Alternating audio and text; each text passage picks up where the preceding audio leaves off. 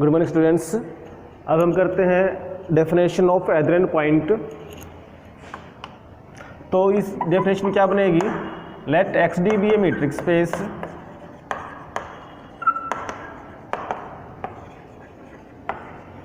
And A B a subset of X. यानी ये x आपके पास, इसमें कोई सेट ए है, तो कोई पॉइंट है हमारे पास, वो एक्स है, वो हो सकता है इसे बाहर भी हो सकता है, इसके अंदर भी हो, कहीं भी हो सकता है एक्स। देन ए पॉइंट एक्स इन एक्स, लेकिन वो होगा एक्स में, ए में होने की कोई गारंटी नहीं है। इज कॉल्ड एड्रेंट पॉइंट ऑफ ए का वो एड्रेंट पॉइंट कब होगा, इफ एवरी ओपन स्फीयर, ध्यान दीजिए यहाँ पे लिखा हमने एवरी ओपन स्फीयर, रेडियस उसकी कुछ भी हो सकती है, centered on X contains at least one point of A. यानी इस एक्स के ऊपर अगर हमने एक स्फीयर बनाया, कोई भी कितना भी छोटा बना लो, कितना भी बड़ा बना लो, तो उस स्फीयर में और ए के में कुछ ना कुछ कॉमन होना ज़रूरी है।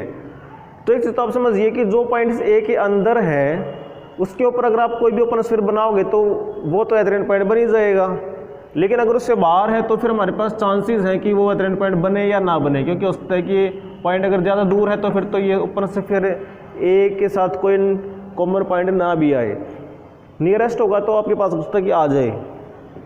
दैट इज़ हम क्या करें, that is S R x, this is an open sphere centered on x contains at least one point of a, that is it must be not equal to 5 for all are positive। सभी open spheres के लिए a के साथ intersection not equal to 5 आना चाहिए, means इसमें कुछ ना कुछ कॉमन होना जरूरी है, चाहे वो x ही हो। तो ये डेफिनेशन हमारे पास एड्रेंट पॉइंट की। अब हमारे पास है लिमिट पॉइंट, वेरी इंपॉर्टेंट, इसका एक नाम है एक्यूमुलेशन पॉइंट या इसको क्लस्टर पॉइंट भी बोल देते हैं। तो इसमें भी क्या है कि एक्स डी एक मीट्रिक स्पेस है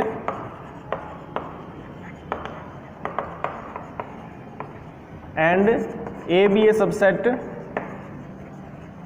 ऑफ एक्स। तो देन एक पॉइंट है एक्स का ही है, is called a limit point of A if every open sphere centered on X contains at least one point of A। इसमें एक अलग चीज़ क्या है कि अदर देन X itself,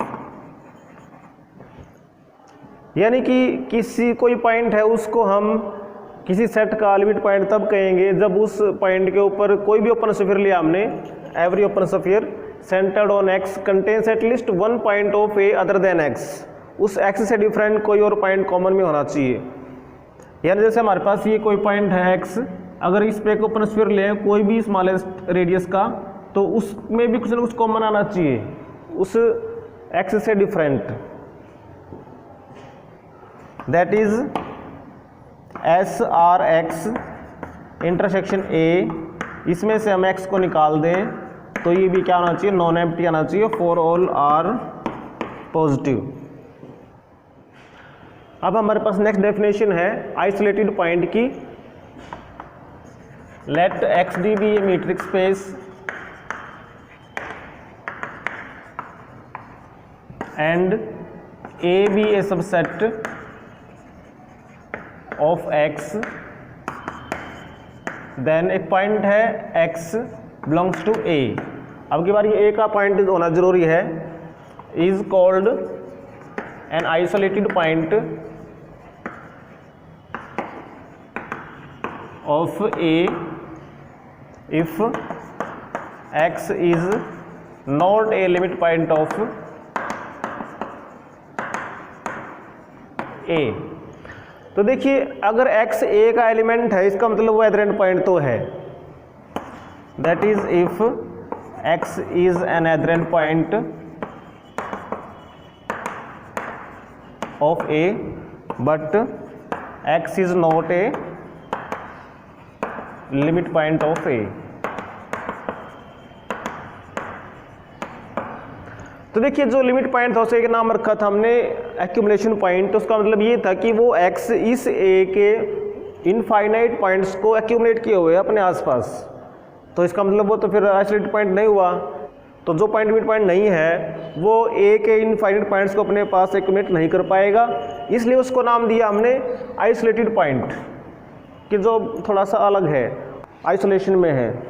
अब जैसे एग्जांपल देखिए, हमारे पास एक सेट है, हमने लिया A में 1 2 3, सपोज ये ले लेते हैं आसान सा। तो इसमें देखिए 1 जो है वो इस A का लिमिट पॉइंट नहीं है, 2 भी इसका लिमिट पॉइंट नहीं है, 3 भी इसका लिमिट पॉइंट नहीं है, क्योंकि सीधी सी बात इस सेट में है ही फाइनाइट एलिमेंट्स, तो वो कंडीशन तो फुलफिल होगी ही नहीं। इसका मतलब ये सारे के सारे ना आइसोलेटेड पॉइंट्स हैं। और एग्जांपल लेते हैं, ये अगर हमने ये लिया 0 1 1/2 1/3 एंड सो ऑन। तो देखिए इस सेट में इनफाइनाइट पॉइंट्स हैं, तो इसका लिमिट पॉइंट भी है और इसका लिमिट पॉइंट 0 है, और 0 हमने इसी सेट में ले रखा है।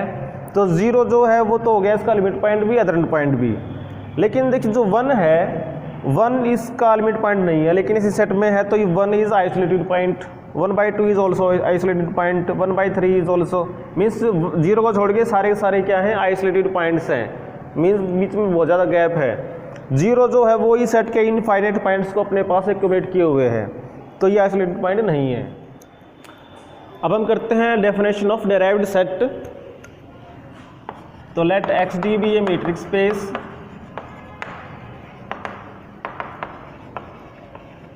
And A be a subset of X। तो देन तो डेराइव्ड सेट होगा हमारे पास is defined as the set of all limit points of A। Means इस सेट A के जितने भी लिमिट पॉइंट्स हैं उनका हम कलेक्शन कर दें तो एक सेट बन जाएगा, उसका नाम हमने रखा डेराइव्ड सेट। इसको हम लिखेंगे D ऑफ A से या फिर A डैश से।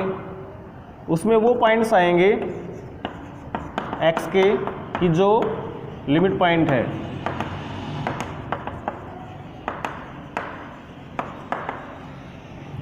जैसे एग्जांपल देखें, A हमारे पास सेट है, जैसे ये लेते हैं हम 1 2 3 एंड सो ऑन। तो इसका आप डेराइव्ड सेट देखोगे तो आपके पास देखिए इसमें कोई भी पॉइंट है वो इसका लिमिट पॉइंट नहीं है, तो इसलिए ये आपके पास फाई है। या जैसे हम ये देखें 1 1/2 1/3 एंड सो ऑन, तो इसका जो लिमिट पॉइंट है वो 0 है, तो हम क्या लिखेंगे, D of B equal to set containing only 0।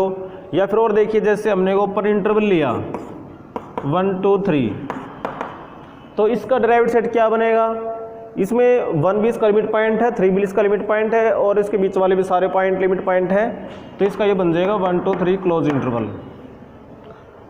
अगर यहाँ पर एक मान लीजिए एक साइड में ओपन है एक साइड में क्लोज है, तो भी आपके पास एक क्लोज इंटरवल ही बनेगा। अगर ये दोनों तरफ क्लोज है तो फिर भी क्लोज में ही रहेगा, क्योंकि हर एक केस में ये जो पॉइंट्स हैं एक्सट्रीम पॉइंट्स वो भी लिमिट पॉइंट्स है और बीच वाले पॉइंट तो लिमिट पॉइंट है ही। अब डेफिनेशन 5.20 है closure of a set.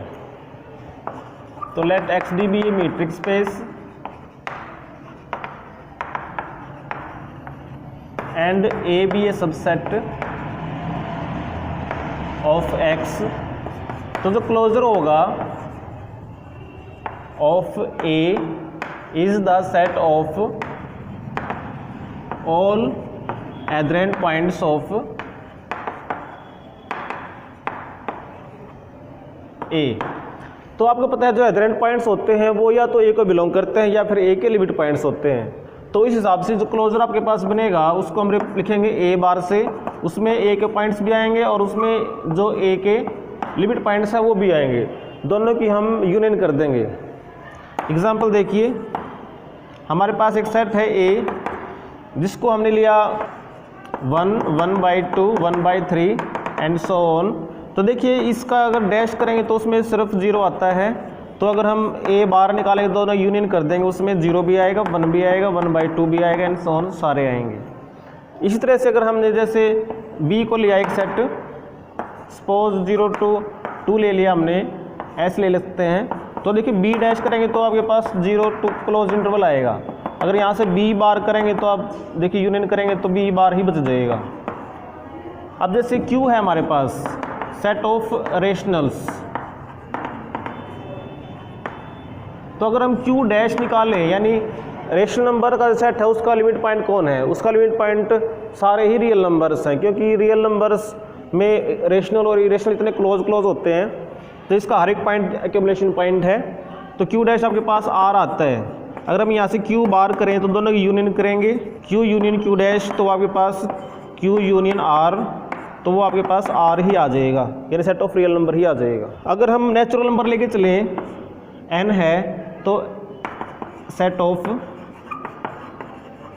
Natural numbers, यहाँ से अगर हम एन डैश निकालें तो देखिए नेचुरल नंबर का कोई लिमिट पॉइंट नहीं है, तो ये आपके पास आता है 5। अगर हम यहाँ से एन बार करेंगे तो दोनों यूनियन करेंगे तो एन ही बचेगा।